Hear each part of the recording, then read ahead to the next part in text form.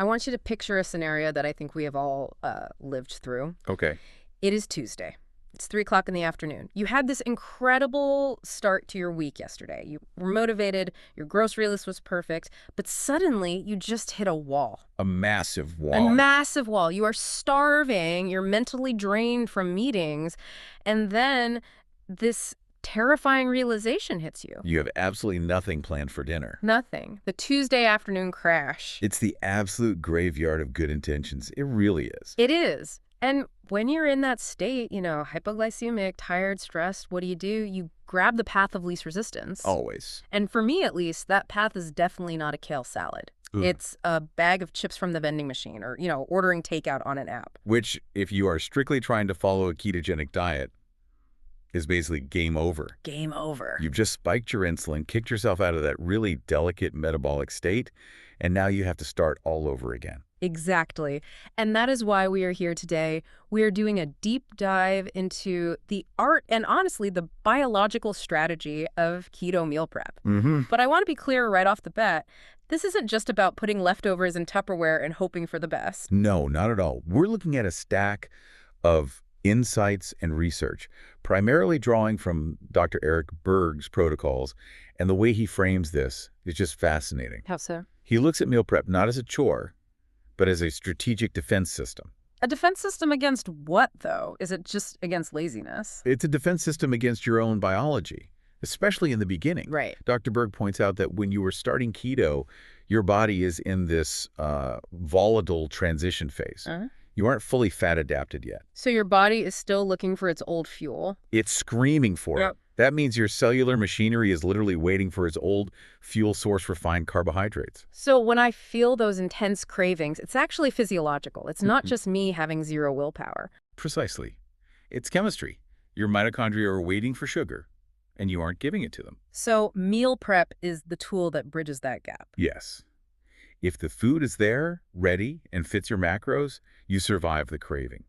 If you have to cook from scratch when you're already hungry, you're going to lose that battle every single time. I love that framing. It makes it feel like you're outsmarting your own metabolism. You are. So we're going to unpack Dr. Berg's 5 pillars of keto prep, look at some genuinely genius recipe hacks, including a way to eat fried steak without the flour. That one's good. And we're going to talk about a hidden danger in your kitchen that I honestly hadn't thought about before regarding food storage. The container issue. Yeah. Yeah. That one is going to surprise a lot of people. It's a variable most of us completely ignore. It really shocked me. But let's start with the framework, the 5 pillars. When people start meal prepping for keto, what is the #1 mistake they make? Because I feel like I just grill a bunch of chicken breasts, throw them in a box, and call it a day. And that is exactly the mistake. Pillar #1 is nutritional balance, but specifically ignoring electrolytes. Electrolytes, right. Dr. Berg emphasizes that when your body shifts from burning sugar to burning fat, the demand for electrolytes just skyrockets. Why is that? I think people understand low carb, but they miss the mineral connection. Why does the demand go up? It comes down to insulin. When you cut carbohydrates, your insulin levels drop significantly. Which is the goal. That's the whole goal. That's what unlocks fat burning. But insulin also signals your kidneys to retain sodium. So when insulin drops, your kidneys just start flushing out water. And this is the famous water weight loss that happens in the first week, right? Exactly. But with that water, you are flushing out crucial minerals, potassium, magnesium, and sodium. It's a really strong diuretic effect. So if I'm just eating plain chicken breasts and cheese. You're heading straight for the keto flu. Ugh. Fatigue, nausea, muscle cramps, heart palpitations. It's not because the diet is unhealthy. It's because your electrolyte battery is drained and you aren't recharging it. So in terms of meal prep strategy, what's the fix? How do we build that into the Sunday routine? You cannot just prep protein. You have to prep high volumes of low-carb vegetables. That's where you get the potassium and the magnesium. So it's about the greens. It's all about the greens. Dr. Berg suggests using tools like a keto calculator or a total daily energy expenditure calculator when you're planning your Sunday prep. You need to see the numbers to ensure you aren't just hitting your protein goals, but your mineral goals too. Okay, so if I'm looking at my prep containers, half of that space at least needs to be greens. At least. It's about nutrient density, not just calories. That leads us to pillar 2, which addresses something I struggle with personally, the boredom factor. Ah, yes. the chicken and broccoli fatigue. It's so real. By Thursday, I never want to see another piece of grilled chicken again. I just want something different. And that boredom is a huge reason people quit. The source material is really clear here. It's a retention strategy. It's a retention strategy. Variety isn't a luxury. Humans are hardwired to seek variety in nutrients. If you eat the exact same texture and flavor every day, you will eventually crave variety. And that variety usually comes in the form of a cheat meal. Every time. So how do we solve that without spending, like, 12 hours cooking on Sunday? I don't want to be a professional chef here. I just want to survive the week. You rotate meal types, not just ingredients. Don't just make 5 salads. Right. Make a salad, a soup, and a casserole. Think about texture. Cold and crunchy for lunch, warm and savory for dinner. It keeps the palate engaged so you don't feel like you're on a restrictive diet. Texture is huge. I find that on keto, I miss crunch more than I miss sugar. Which brings us to pillar 3. Dr. Berg calls these versatile keto staples. These are the Swiss Army knife ingredients you should always have. The things that save you when you realize you forgot to plan a lunch.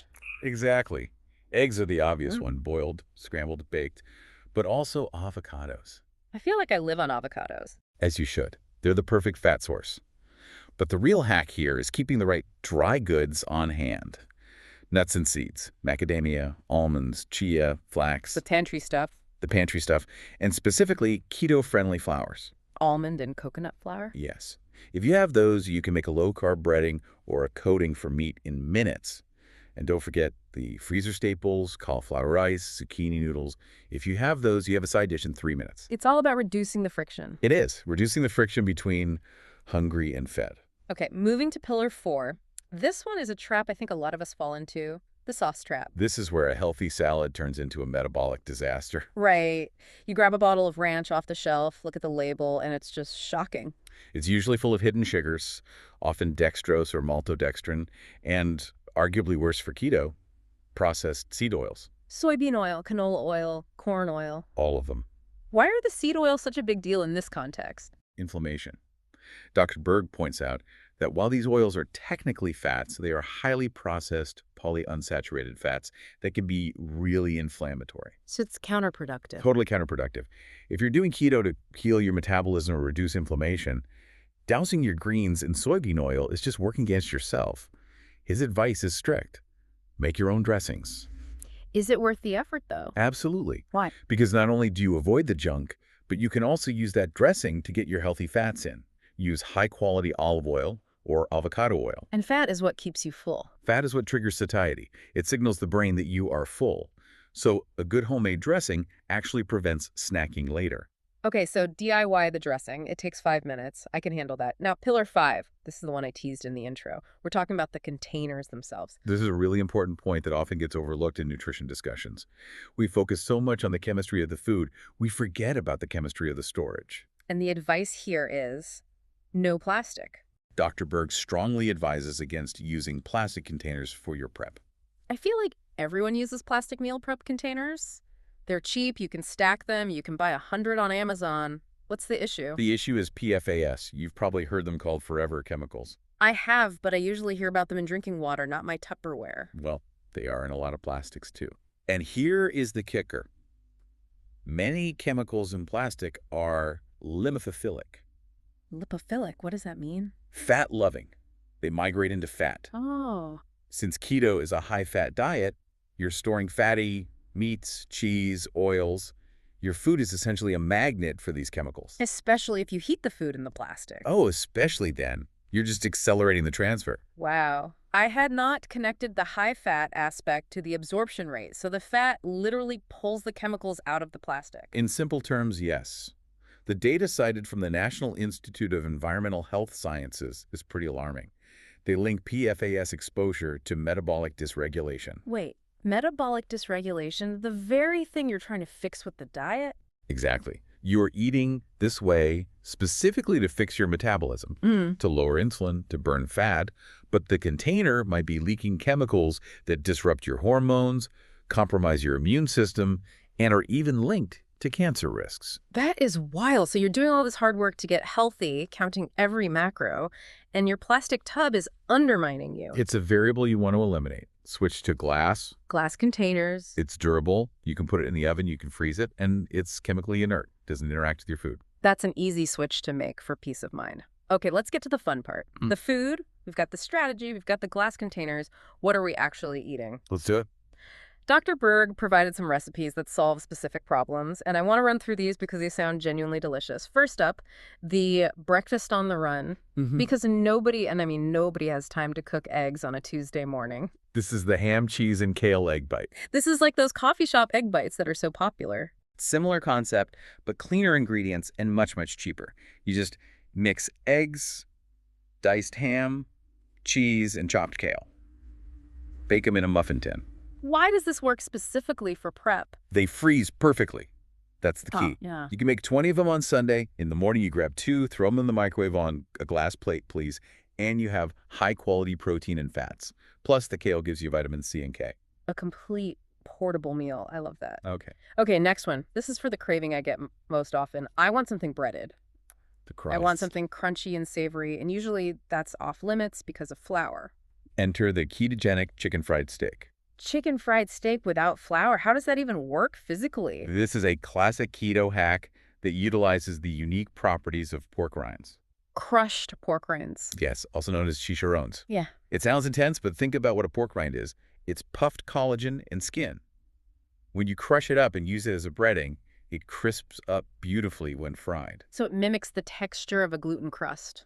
Almost perfectly. And zero carbs, just protein and fat. And it's served with gravy. A savory, keto-friendly gravy, usually thickened with a little xanthan gum or a cream reduction instead of flour. It's comfort food. That's huge for morale. It is. Having a meal like this, prep something that feels naughty but isn't, reminds you that you aren't depriving yourself. That's the key, right? If you feel deprived, you quit. Okay, next up is the batch cooking hero, the casserole. The Keto Alfredo chicken casserole. This is pure efficiency. What's that? You take chicken, cauliflower, which acts as your pasta substitute, spinach, and a rich homemade Alfredo sauce. Bake it all together. Does it reheat well?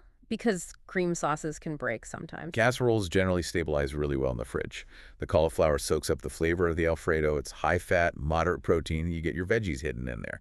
It's a heat and eat meal that hits all your macro targets. Nice. Now, what about the freezer? We need something for emergencies. The keto broccoli cheddar soup, this is a staple. It's high-fat, which is great for keeping your ketone levels up. You make a massive pot, and then using your glass containers, freeze it in individual portions. I love soup for lunch. It's just easy. And it's comforting. Plus, broccoli is a nutrient powerhouse. It's crucial for getting that fiber in without blowing your carb limit. Okay, finally, the sweet fix. Because eventually you're going to want dessert. And you can have it. The recipe here is keto cheesecake fluff. Fluff. I'm listening. It's incredibly simple. Heavy cream and cream cheese whipped together. That's it. That's basically it. It takes minutes. It gives you that rich, creamy cheesecake mouthfeel without the crust or the sugar. You can top it with stuff. Fresh mint, maybe a few berries. It's decadent. And again, it serves a strategic purpose. It's a defense mechanism. Right. If you have this in the fridge, you won't eat the donut in the break room. You have a better option waiting for you. Okay, you mentioned berries there. I want to move into our third section, the ingredient deep dive. There are so many myths about what you can and can't eat on keto. Let's clear a few up, starting with those berries. The blueberry debate. Right. A lot of people think no fruit on keto, period. But Dr. Berg clarifies this. Blueberries are okay, but there are strict rules. What are the rules? First, moderation. You can't eat a whole pint, the sugar adds up. Second, raw or frozen only. Why not dried? I see dried blueberries in healthy trail mixes all the time. Dried fruit is essentially candy. When you dehydrate the fruit, you remove the water and you concentrate the fructose. So it's a sugar bomb. A total sugar bomb. The glycemic impact of a handful of dried blueberries is way too high for keto. It will spike your blood sugar. Stick to the fresh ones. Good to know. Next one. Bacon and eggs, the classic breakfast. Is it actually healthy or is it just keto healthy? That's a common question. People worry about the heart health aspect, specifically cholesterol. But the source argues that high-quality bacon actually provides monounsaturated fats. The same type of fat in olive oil. Exactly, the heart-healthy kind. And it supports satiety. It keeps you full for hours. And eggs. Eggs are a nutritional powerhouse. Eye health, brain function, choline. The only tip here is about how you cook them. Don't overcook them. Right. You want to avoid overcooking the yolk too much if you can help it. The nutrients in the yolk are sensitive to heat, But generally, eggs are one of the most bioavailable foods you can eat. Okay, let's talk about cheese. I feel like some people go overboard on cheese because it's allowed. They do. Can you eat cheese? Yes. Yeah. It fits the macros beautifully, but quality matters. So no processed American singles. Definitely not. Those are barely cheese. They're often full of emulsifiers and vegetable oils. You want traditional, full-fat cheese. Stick to real cheddar, Gouda, Brie, real food. Got it. And lastly, beverages. Water is great, but what if we want flavor? Green tea is highly recommended. It supports digestion and gives you steady energy without the jitters. And then there's kombucha. Kombucha is fermented tea, right? So it's good for the gut. It is. It's rich in probiotics and organic acids. Oh. But a quick warning from the notes, it can be acidic. Uh-huh. So if you have a sensitive stomach or issues like gastritis, you might want to be careful with it. But for most people, it's a great way to get some gut support. So we've covered a lot of ground here. We've got the electrolyte strategy, the glass container imperative, the pork rind-crusted steak. If we have to boil this down for the listener who is standing in their kitchen right now looking at their empty counters, what is the main takeaway? The main takeaway is that meal prep is about building a system where the healthy choice is the easiest choice. I love that. The path of least resistance. Exactly. When you are tired and hungry, your brain naturally seeks the easiest route to calories.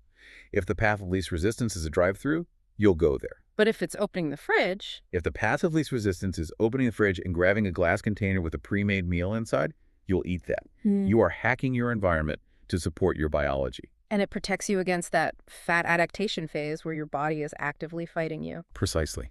It bridges the gap until your body learns to run on fat efficiently. Once you're fat adapted, the cravings go down. But until then, prep is your shield. And I can't stop thinking about the container thing. It's such a small detail, but it feels so significant. It really is. And I want to leave the listener with a thought on that. We spend so much time obsessing over ingredients. Is this organic? Is this grass-fed? How many grams of carbs to the decimal point? We read every single label. We do. But how often do we think about the chemical impact of the vessel we store it in? Almost never.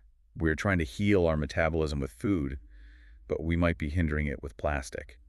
Perhaps the next big step in your health journey isn't just changing your grocery list, but changing your Tupperware. That is a powerful thought to chew on. Maybe it's time to go shopping for some glassware. Thanks for diving in with us today. Hopefully your next Tuesday afternoon won't involve a vending machine crash. Stay healthy. We'll see you on the next Deep Dive.